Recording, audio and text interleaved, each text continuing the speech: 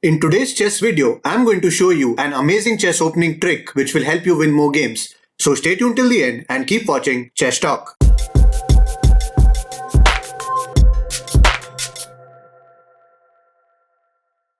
Hello chess friends, I am Jitendra Advani.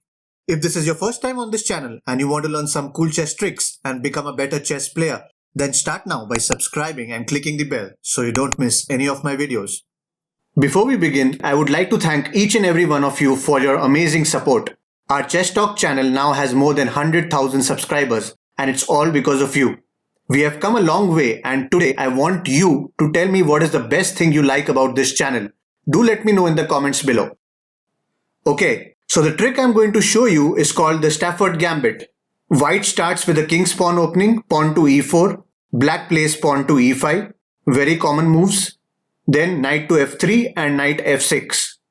We have the Russian game on the board. From here, white plays this very natural move, capturing the unprotected e5 pawn. Now, instead of taking this pawn with our knight, we are going to set up our trap. We will play knight to c6, inviting white to exchange knights. If you analyze, this is actually a very good deal for white. He is already a pawn up and now by exchanging knights, he can damage your pawn structure. So he goes for it. Knight captures knight. And then we capture this knight with our d pawn. Now if you see, white's central pawn is being attacked by a knight. So he will try to protect it and maintain the advantage. In this situation, you will generally see two responses from white. He can either play pawn to d3 to support this pawn, or he can move his pawn forward to attack your knight. First, let's look at what happens if he plays pawn to d3. If he does this, then you should bring out your bishop to c5. You're setting up your attack on this weak kingside pawn. A very natural move from white would be bishop to g5, pinning this knight. But you need not worry. It's time to surprise your opponent. Just go ahead and capture the e4 pawn with your knight. Now, if white captures your queen, which he most probably will, then you will play bishop to f2 check.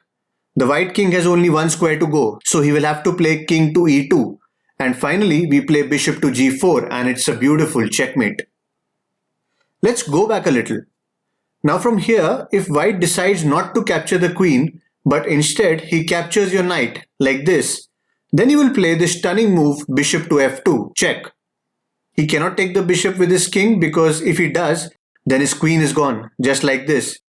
So he will have to play king to e2 to support his queen. But then we will bring out our other bishop and give check. And finally, when the king moves away, we can snap up his queen. Let's go back again. In this position, another common move you can see from white would be bishop to e3. The idea is to block your bishop from attacking on the king side. But when you exchange bishops like this, it opens up another diagonal for your queen to attack. So after this, we play queen to h4, check. King to e2 can't be played because queen f2 is checkmate. So white has to block with his pawn like this. Now we can safely capture this pawn with our knight. If this pawn captures a knight, then we can take this rook with our queen and we are at a solid advantage. If pawn does not take the knight, then he will have to play rook to g1 because it is being attacked by the knight. We can then have a discovered check by playing knight to e4. Again, he can't move king to e2 because then queen f2 would be checkmate. So he is forced to block the check with his rook. The best move in this case would be queen takes pawn on h2. White has to save his rook and also block the checkmate threat. So he will have to play rook to g2. Then queen e4 check and king e2. Now our bishop jumps into action with a check. Rook has to capture this bishop. But then queen f2 is checkmate and it's game over. Now let's go back and look at the second variation I was talking about earlier.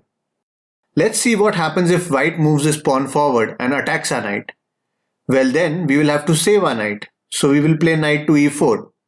White is obviously feeling a little uncomfortable with this knight in the center.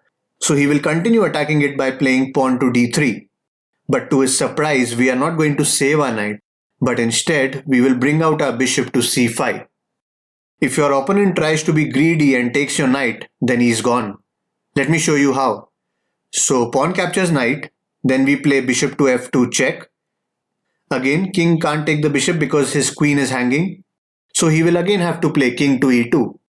Then again we play bishop to g4 check, and after the king moves, we can grab the queen and win the game easily. Let me know in the comments if you have any questions or video suggestions. Hit the thumbs up if you like this video, and don't forget to subscribe for more such chess videos. For some interesting chess tips, tricks and puzzles, you can like my Facebook page. Links are in the description box below. Thanks for watching, and I shall see you in my next video.